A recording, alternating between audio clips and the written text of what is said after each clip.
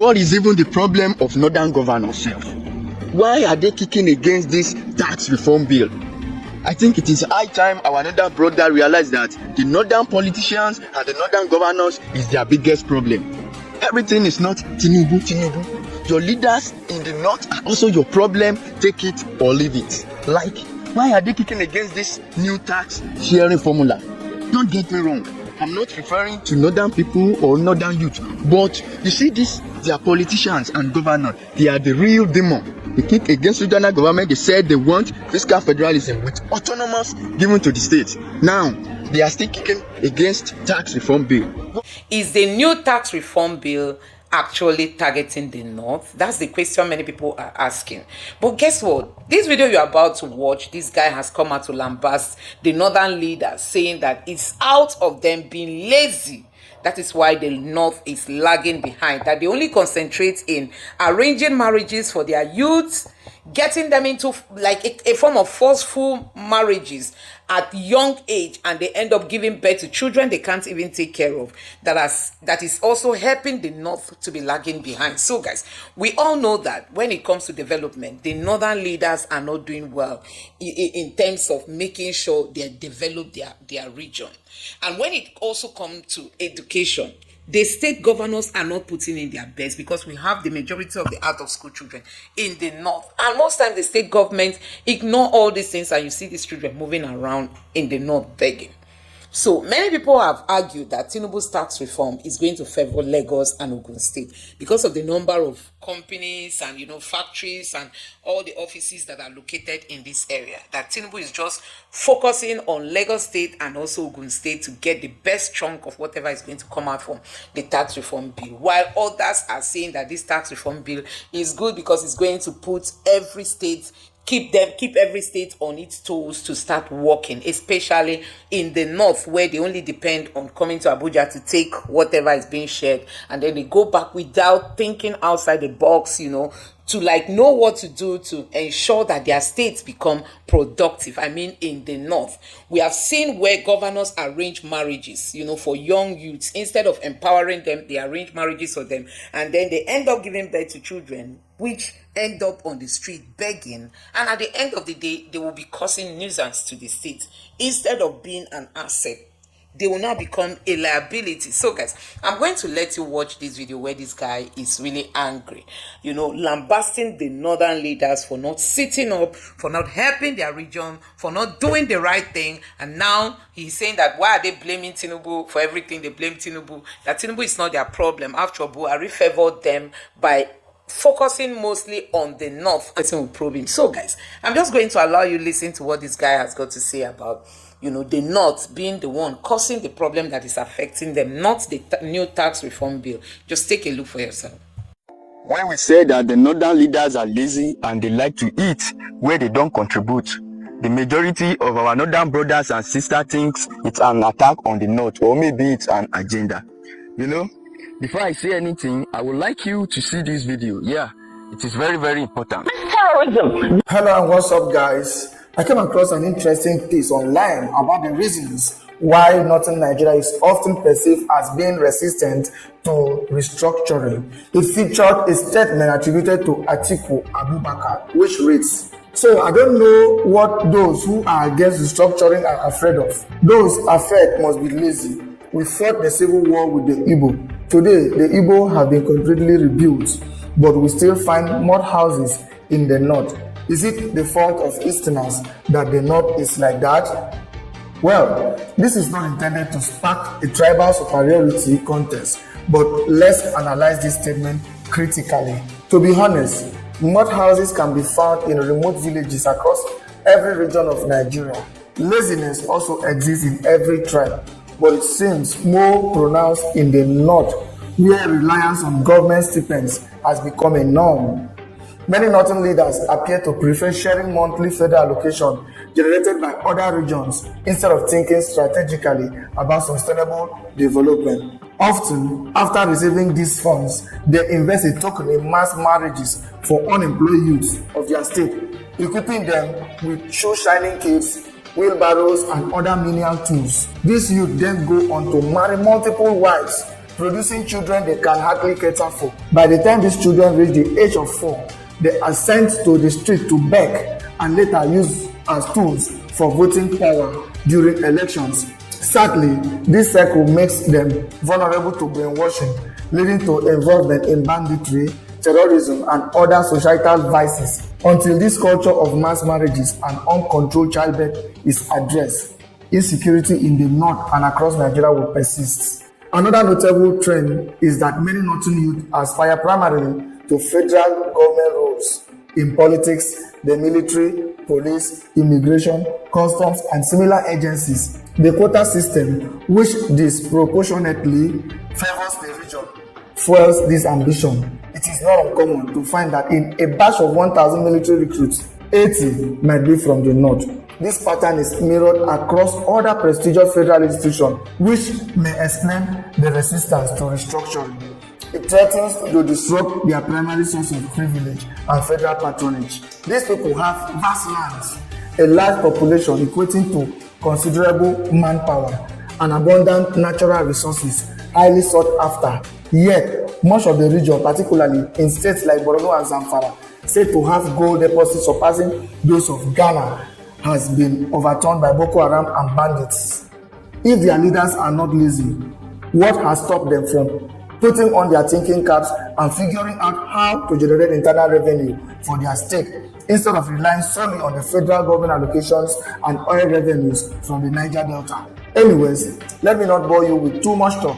Watch this video for yourself so you can see exactly what I am talking about. Also, don't forget to like, share, and subscribe to this channel if you haven't already done so.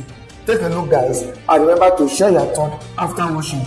When we say that the northern leaders are lazy and they like to eat where they don't contribute, the majority of our northern brothers and sisters thinks it's an attack on the north, or maybe it's an agenda. You know, before I say anything, I would like you to see this video. Yeah, it is very, very important. This terrorism, this banditry, this carnage, it's not just happening by mistake. It's a multi-billion-dollar industry. A multi-billion-dollar industry because it takes a lot of money on defense budget. It has a lot to do with the sale of drugs. It has a lot to do with mining and illegal bunkering and illegal and illicit mining. And look at the areas that are generally affected by this. Take the northeast, for instance. In the northeast, you have the blue diamond that is a strategic mineral. You have oil at the Chad Basin that is being explored right now, but illegally. You have Zamfara. If you go to Zamfara, Zamfara has more gold than Ghana. Zamfara's gold is being traded in Dubai and other parts of the country. There is a market called Nigerian gold in Dubai. Go and check. So who is doing this mining? Most times they are the governors, the people in power. They are the ones doing it in connivance with foreign mercenaries. Can you remember? Have we forgotten when they said there is a no-fly zone in Zamfara? Why should there be a no-fly zone? There isn't even an airport in Zamfara, but aircrafts land and they take off from Zamfara. And let me tell you something else. In Zamfara, every container that comes from China ends up in Zamfara. You know why? Because in Zamfara, the soil in Zamfara has all the strategic minerals that you can think of. So when the containers come in from China, they land in Zamfara, and a bag of Zamfara soil is today sold at 5,000. So they need to displace the people to allow them to continue with their mining. My brothers and sisters from the north, most especially the Hausas, Bari, Kanuris, and other ethnics and tribes indigenous to northern Nigeria. If you need the truth, then this is it. I feel so bad seeing some of our northern brothers ignorantly coming out to kick against this tax reform bill. Stop swallowing the line, hook, sinker at once. You know why? Because at the end of the day, you people are still at the receiving end. Who are the herdsmen? Boko Haram terrorizing in the north. Hausas. Nothing concerns Fulani because they know how to use what they have to get what they need. Out of ignorance, the oppressed is being deceived to fight for their oppressors. Because of your resources, they created banditry and terrorism. brought in their people from the Sahel who are not Nigeria and they commercialized banditry and terrorism because they wanted to remove you from your land and take over it and the resources. You people want to be blind to the truth. See, yet our other people are sleeping over this agenda against them. They don't want the answers to know how rich in mineral resources their land is. That is why they are making it look like fuel subsidy removal is bad, when your state's governor can actually subsidize fuel for you. Yes, you deserve more than that from the exorbitant allocation our state governor are receiving from federal government. But what are they doing with the money? That is why they make it look like hunger is the problem, where each governor in the north and south can invest in agriculture and boost it in their respective states. Why are they not doing so? We have land. Why are we still complaining about hunger? Let us think about it. You see all these things you are complaining about: hunger, insecurity, rise in dollar, fuel subsidy. They are just part of the system. The system created it.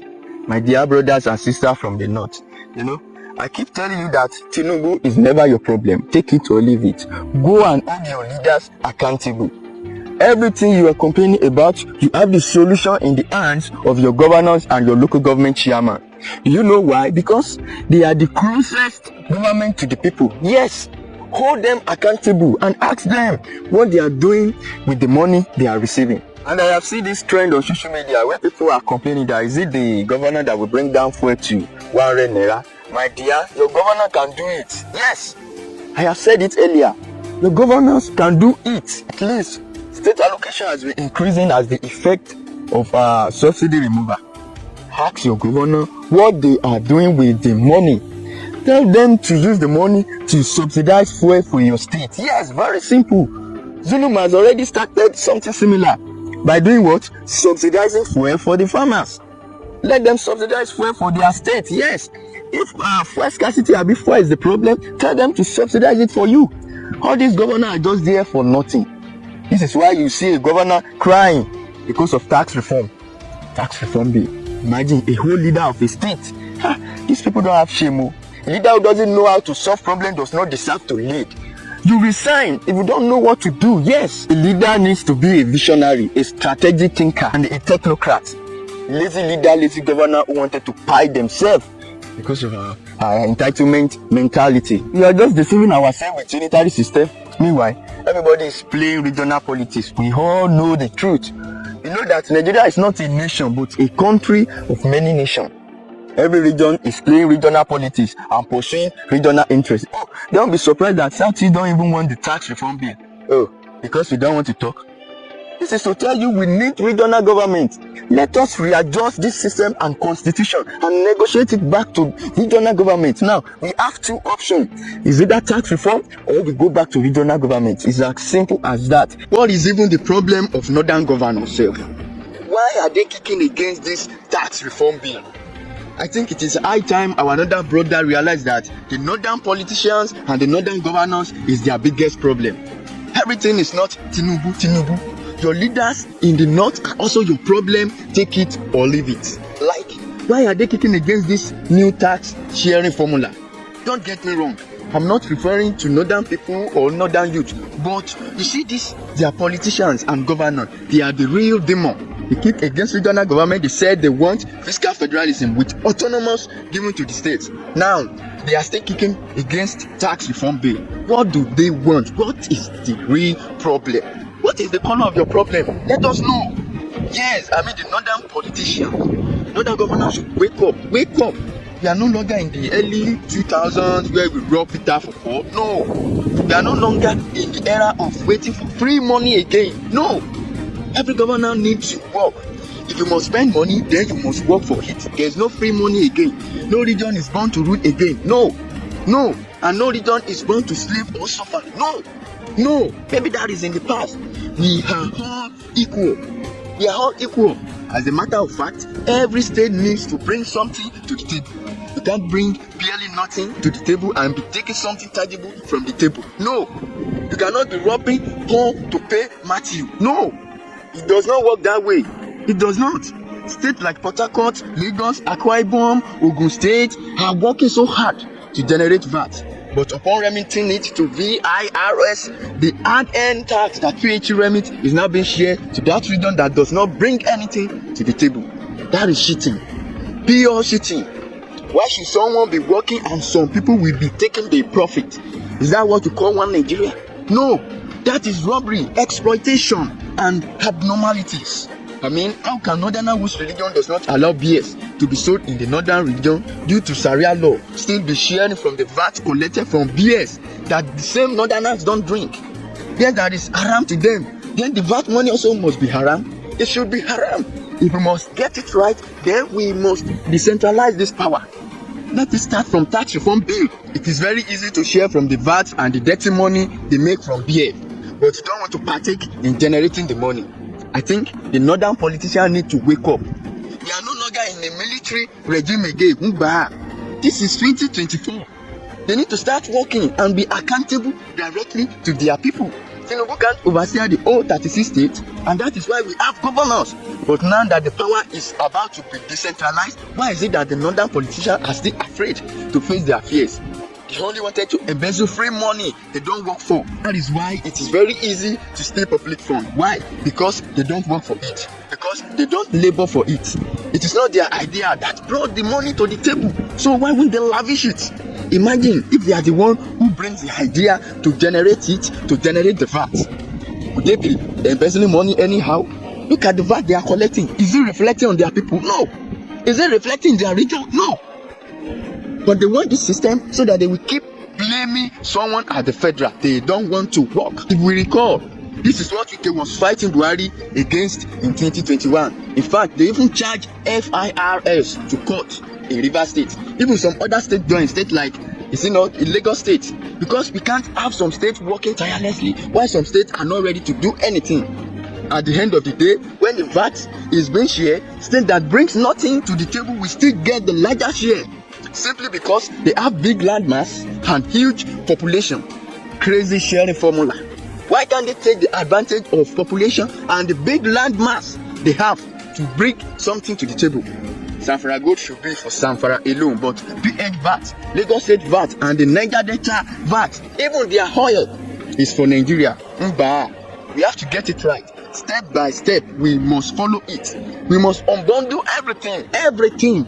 Yes, we want physical federalism. We are putting a stop to this constitutional error and systemic error. Our country must work. Tinubu is not good. Tinubu is bad. Then let us decentralize the power so that Tinubu will not be our problem again. But no, because what you people want is a robust system that allows you people to keep deceiving the people, deceiving the northerners. Yes. A system where you will be able to put the blame on one man at the center. Meanwhile, they are not ready to bring nothing tangible to the table. I mean the governor. I support the evolution of power from the federal to the states. And I support tax reform bill, which is one of the steps to it. See, it is so obvious now that the northern elites are not concerned about their people's development and growth. They are more concerned about playing politics and retaining power than building their region to higher level. Yes, Nigeria must get it right, and that is why I am supporting this tax reform bill. Enough of robbing Peter to feed Paul. So guys, you have seen it for yourself. Honestly, when it comes to being productive, the North has always been lagging behind. I mean, the northern leaders, sometimes you don't even see education has a very big role to play in someone's lives. Because some of these leaders today, if you really check, you find out that some of them couldn't pass WAEC, some of them couldn't pass JAM. They did it anyhow, entered school anyhow, they graduated, and today, you see, the northern leaders cannot think outside the box. You know, there is no creativity, there is nothing that, they only end up with all this, there's this Islamic police that is just there cracking down on people. What else? That's just what the North is known for. While there are so many opportunities, look at the agriculture Peter Obi has been talking about. You don't even have individuals that are really going into this agriculture and taking it seriously. So everybody wants to benefit from the central, and nobody wants to go back. In short, this restructuring is needed. It's really a must. I mean, it's really a must. So guys, let me know what you think about this in the comment section below. Please don't forget to subscribe to the channel, turn on the notification bell. Please give this video a like so that you too can recommend it to others. And drop your thoughts in the comment section below. Thank you.